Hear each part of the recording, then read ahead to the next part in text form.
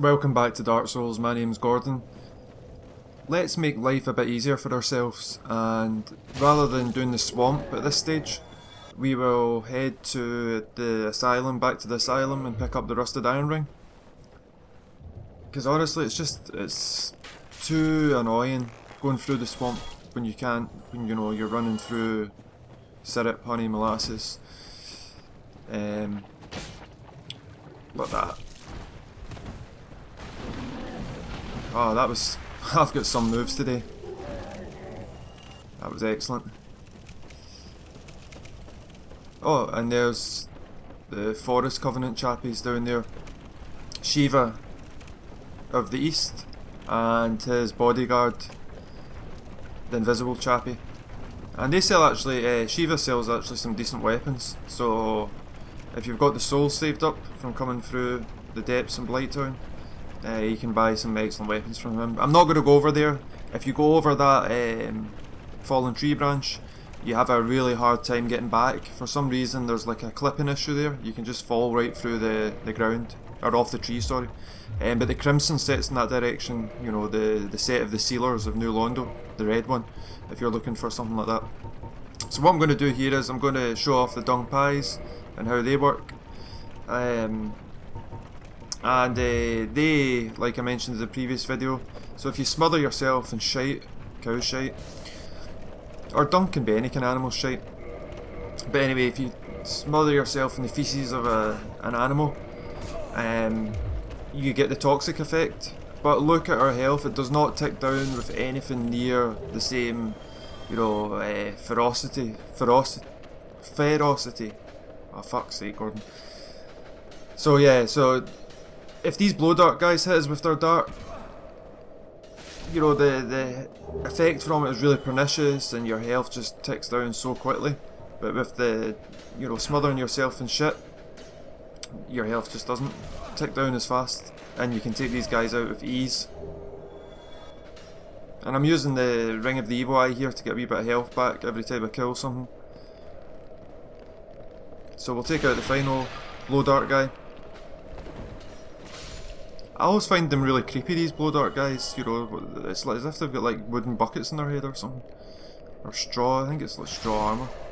So, kill these two fire-breathing dogs, which is what you should do if you encounter fire-breathing dogs. And we pick up a Firekeeper's soul there. That's likely the soul of one of the Sealers of New Londo, I think. It's been a while since I've looked into the lore of that aspect of Dark Souls, but we know that there's a connection between Yova, I think it is, and I can't believe I remembered her name, and New Londo and Blighttown. She came here to, like, you know, save the residents or denizens of Blighttown from the effluence, the waste that was trickling down from above, from the depths. These dogs, a major pain in the arse. Be careful, I took a risk there by running past them. So just take them out from up above, using your bow or whatever. Again, we get the key to New Londo ruins, which just further reinforces what I was talking about with the connection between New Londo and here. And now we've got these infested barbarian dudes. That was quite a slick parry actually. I'm getting used to, I suppose at this point I was getting used to. I love that move from the halberd. The halberd actually is really good against these barbarians. But yeah, I'm starting to get a wee bit better using the parry from the Grasscrest shield. Again, another slick parry. He actually hit me the first time, that big dude. But yeah. See when they do that roar attack, I'm not sure what they're doing sometimes. I think they're going to, like, you know, do the uppercut with the large club.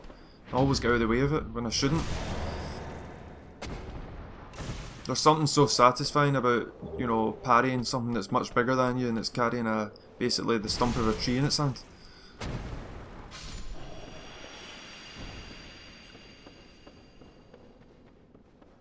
So, I'm going to skip forward to back to Firelink.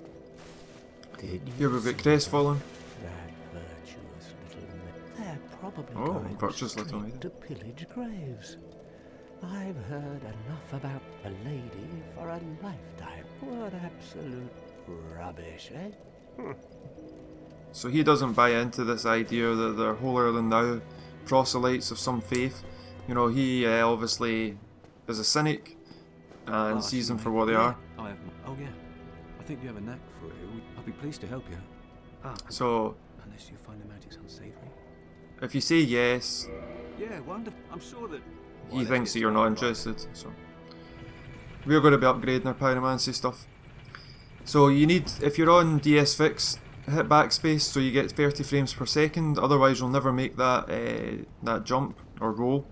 I remember once sitting for like 20 minutes trying to work out why I wasn't making it, and then I realised, yeah, 30 frames per second I needed. So, if you come back to the bird's nest and you follow instructions, the bird, don't know what it's waiting for, an invitation or something. Yeah, usually, I'm sure it usually reacted quicker than this, but maybe I'm just misremembering. That guy must have felt like a real Wally, that character, when he was, you know, sitting in the bird's nest doing that, you know, for about 5 minutes.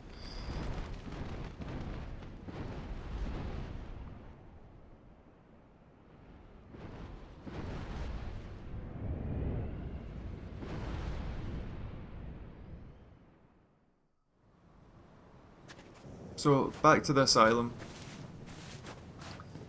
And we've got some new enemies to deal with. And I wonder if news of our escape triggers some kind of response from the local, what would the word to use? Just, you know, the enemies that are kind of Lord Gwyn's followers, basically. You know, the Black Knights and so on and so forth that are in here. There's now Black Knights in here and there never was before. Watch out for don't walk across the floor, otherwise you will fall straight through and have to fight the boss of this area before you rest at a bonfire. Go and rest at the bonfire first before you take on this boss. Yeah, the floor, because the floor, we walked across that floor before and it didn't, you know, crumble beneath our feet. So the act of the stray demon beast, the asylum demon falling from the roof, must have weakened it.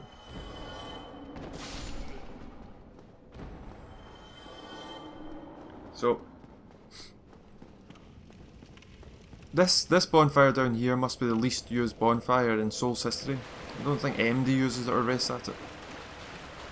And like I say, instead of it being a hollow, remember it was a bow and arrow wielding hollow that was up there, and now we've got this Black Knight, and obviously they're more difficult.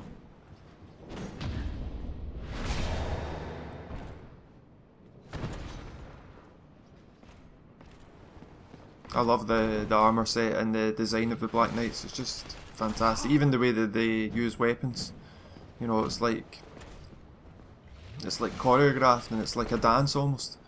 You know, you can tell that they've been trained and they've got some kind of warrior's code or etiquette that they follow.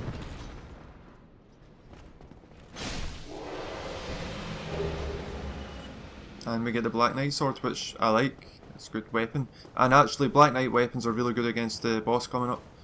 So, there's Oscar. Kind of creepy the way he's just standing there. He's now hollowed. We know that he hollowed in the previous, at the beginning of the game, after he'd helped us. And Oscar helps us 3 times. The first time by giving us the key to our freedom, to leave the cell.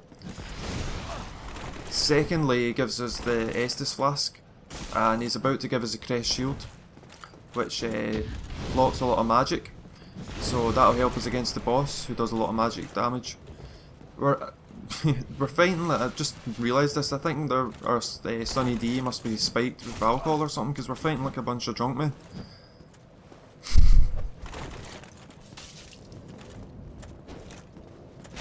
I like Oscar of Astora. I think it's a shame that because he was supposed to have a bigger role in Dark Souls.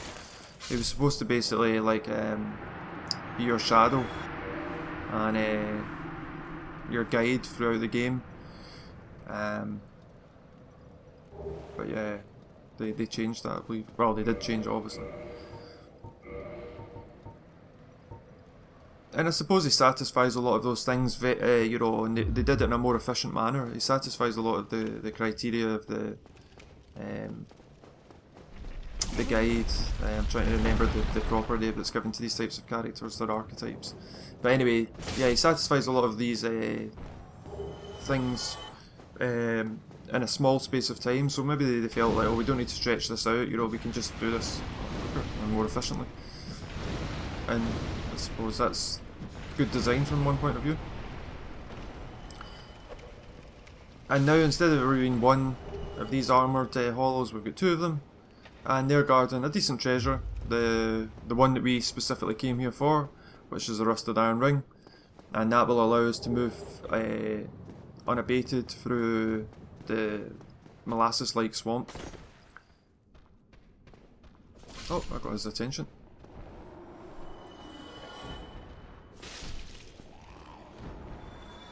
So I'm not going to show all of the fight off with the stray demon. It's a bit of a boring fight, especially at this level, because I'm not really doing massive amounts of damage to it. That's not a good start.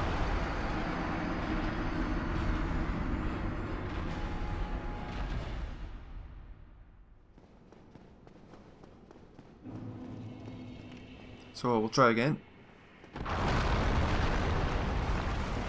You lose quite a lot of health actually falling down there. I hadn't realised that before. Or maybe I hadn't noticed it. But, yeah, so your strategy here is basically to get round the back of the stray demon and to like basically poke his arse to death. And he's susceptible to bleed, lightning, black knight weapons, and fire, is it? Yeah, I think fire. And the crest shield, like I mentioned, helps here because the AoE attack he does has quite a large radius of effect. So yeah, just be wary that, you know, even if you're behind him and you get too close, you're too quick to come in and attack after he's, you know, done the AoE attack, you can be damaged by it. But yeah, just basically get behind him and shove your weapon up his arse, and you'll eventually kill him. But it does take, he's got a lot of health for some reason.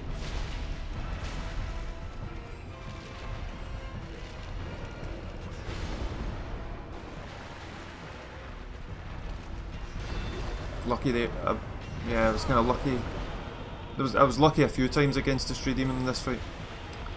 To be honest, I thought I was going to get a harder time from him. Normally it can take me like 2 or 3 tries at this level. Just because his AoE attack can just catch you unawares sometimes.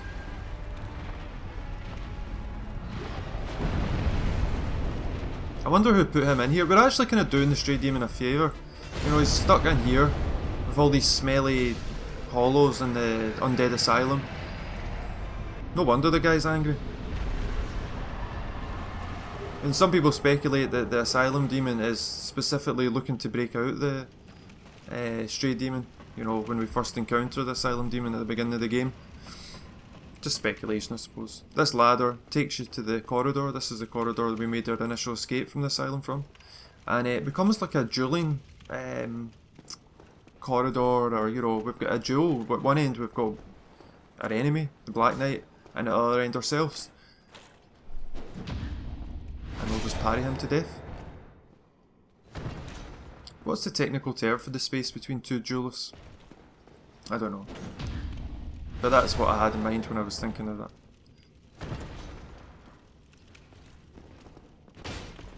And you can see it. Oh, that was a nice move. He's got some moves, this guy. I changed shield because just to give me a better chance to parry the Black Knight. So I changed it to the wee kind of wooden target shield or whatever it's called. Peculiar doll. This is connected to